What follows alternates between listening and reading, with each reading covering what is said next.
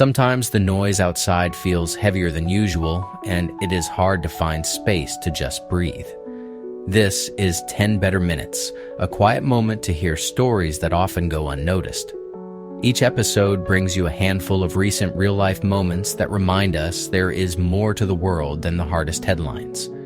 Today's stories invite a little calm and a chance to notice the everyday threads of care and connection. But first, I want to start with a story about a group of strangers coming together to honor a Navy veteran laid to rest without family by his side. A Navy veteran was scheduled for burial at a cemetery, and the plan was for an unaccompanied burial, meaning no family or close supporters were expected to be there. In cases like this, the cemetery uses a program called Standing with Fallen Comrades, which allows community members to opt in to be notified when a veteran is being buried alone. Buck said that almost 1,000 people signed up to receive those notifications, creating a ready network of quiet support. When the news reached the public, an additional spark came through social media. A Facebook subscriber posted an open call about the veteran's interment, and the message spread. People heard that social media helped bring others out, and that mattered because respect is more than a ceremony. It is presence. It is witnesses. It is saying, without needing any special relationship, that service and sacrifice are not forgotten. In the end, instead of being honored in silence, the veteran was met by a crowd gathered at the cemetery. Strangers came together to stand with him, to offer recognition, and to make sure his final moment included community. And the reflection is simple. When people set up systems to notice and when someone shares a message with a sincere intention, belonging can appear where it was not expected. Trust in people can be practical. It can look like a call, a notification, and a steady group of hands showing up at the right time. There are moments along the water when the right kind of teamwork can turn a dangerous situation into a second chance. Here is one of those stories, focused on a calm, practical rescue.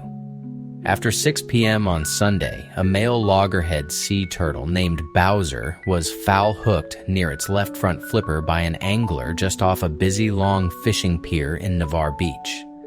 With the hook embedded and the line pulling in active Gulf waters, every minute mattered. Scott Dexter and other trained volunteers from the Navarre Beach Sea Turtle Conservation Center arrived ready to work with the angler, keeping the line tight and guiding Bowser into a round turtle net that measured 5 feet in diameter. Then came the work that looked almost impossible until it was happening. Using a specialized hoist Scott Dexter designed, the team lifted the 172-pound turtle about 35 feet above the Gulf of Mexico. They cut the fishing line close to the embedded hook and, within 25 minutes, loaded Bowser onto a Kawasaki UTV to get him off the pier and to veterinary care. At the care center, Bowser was later named and treated based on what X-rays showed. Along with the hook injury, imaging revealed a hook lodged in Bowser's esophagus, and the plan included sedation so it could be manually removed. On Tuesday, the Gulfarium Care Center reported dozens of turtle patients and outlined 7 releases that week. The specifics vary, but the message stays steady. Coordinated care can move quickly, and hope can arrive while the tide is still turning. Sometimes the hardest part of a problem is not the yard itself, but the fear that it might leave you alone when you already feel worn down. In this story, a 79-year-old woman in Ohio, Beverly Thomas, ended up facing court over her property, and the worry hit harder because arthritis and tremors made everything more difficult, and her income left little room for legal help. After a local television station shared her situation, something unexpected happened. The next morning, 2 neighbors arrived to make a difference right away.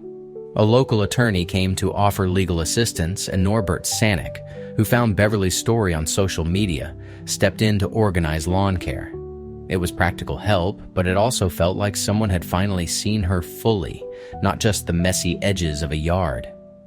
Volunteers began planning the cleanup in steady, doable steps.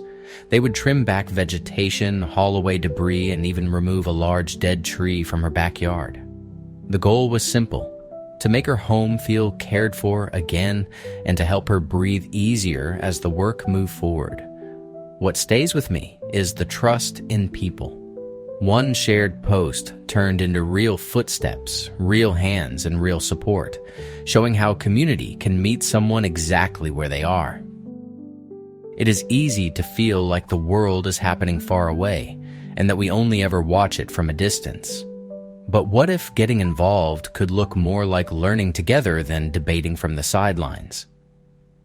ASEC, founded in 1948 after the Second World War, runs a global volunteer program that places people between the ages of 18 and 30 for projects abroad lasting 4 to 8 weeks. These placements are tied to the United Nations Sustainable Development Goals, and they are not vague feel-good missions. Volunteers work on practical areas such as education, first aid, tourism marketing, economic development, and marine conservation, while also sharing everyday life across cultures. For example, Sarah Sepulveda joined a global classroom project in Vietnam in June 2025, teaching English without speaking Vietnamese. Even that detail matters because it meant leaning on patience, finding new ways to communicate, and trusting that learning can happen through more than perfect language. Another volunteer, Harry Kwan, worked on a Beyond Race project in Jakarta in 2018 and 2019, teaching English with the aim of raising awareness of diversity and stereotypes. Stories like Mary Teresa Rosario's from the Sydney University branch also highlight how cross-cultural understanding grows when you are present, not just informed. The reflection I keep coming back to is this: volunteering is not tourism with a moral glow. When it is reciprocal, you come home with deeper motivation, better communication skills, and a steadier sense of purpose, like you can belong to the world in a real and responsible way. There is something oddly reassuring about watching strangers turn into neighbors, especially when a big crowd arrives ready to sing, play, and celebrate. This week in Boston, it started with bagpipes at sunrise and ended with a whole new idea of connection. About 30,000 Scottish football fans descended on the city, and around 6 in the morning the sound of bagpipes rolled through the streets. One nearby resident, Mike Morrison, captured the moment and shared that he just loved the energy, even firing up grilling sausages for the fans. At the Samuel Adams Boston Tap Room, things ran fast and furious over 4 days, with fans drinking 4,000 pints, leaving behind 90 empty kegs, and the team needing 4 emergency deliveries. And then there was the spontaneous music. Outside Faneuil Hall, bagpipe player Neil Wilson teamed up with street musician David Boder with no rehearsal, letting the street percussion and the piping weave together naturally. Boston residents and local police joined in too, tossing on tartan colors and playing soccer, as if the city had quietly been waiting for permission to join the celebration. By the end of the week, the goodwill had spread far beyond the neighborhood. Mayor Michelle Wu announced plans for a new partnership between Boston and the Scottish cities, and a musical farewell tribute by David Law captured that feeling of pride and belonging. It is one of those stories that reminds you what community support looks like when it happens without fuss. Just people noticing each other and choosing to be part of the same song. As always, I have a practical little reset for you, one that can help you feel steadier and more hopeful in your day-to-day life. And today's tip is about progress that is easier to notice than you think. Pick one sign of progress you can track once a week. 1, not 10. Something specific that you can actually observe. It might be how many times you paused before reacting. It could be the number of walks you took, even if they were short.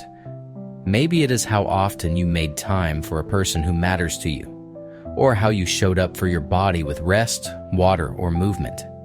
Then decide on a simple way to track it. Write it down in a note on your phone or on a piece of paper you keep in the same spot. Once a week, ask yourself one gentle question. What did I do that supports the life I say I want? This is not about proving you are perfect. It is about building evidence. When you look back over several weeks, you start to see patterns, and patterns become confidence. That quiet proof helps your mind stop searching for reassurance and start trusting your own momentum. Choose your one sign, mark it today, and let next week confirm you are moving. Well, that is the end of this episode, and I just want to say thank you for listening with me. I know the world can feel loud and heavy, but today was a small reminder that there is still quiet decency happening all the time, in places you might not see unless you look for it. If you would like more of these 10 better minutes to come back to on days when you need a little less noise, please follow or subscribe. New episodes are posted every day, and if you have a good news story link or a local positive moment that deserves attention, share it in the comments so other listeners can find it too. This is Ian Rhodes with 10 Better Minutes. Take care, and I will see you tomorrow